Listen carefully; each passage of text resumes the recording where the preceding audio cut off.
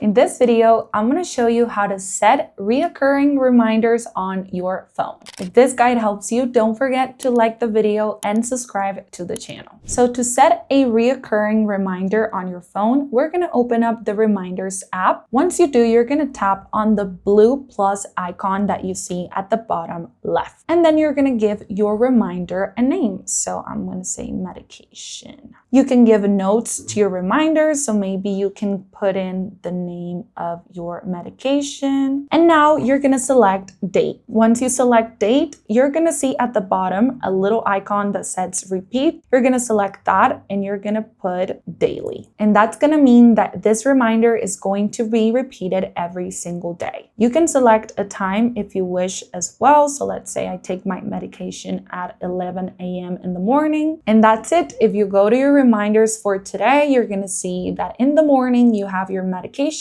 and that it's going to be repeated daily. And now every single day, once it hits 11 in the morning, you simply have to set it off. And that's it. I hope this video helped you and don't forget to like and subscribe. Bye.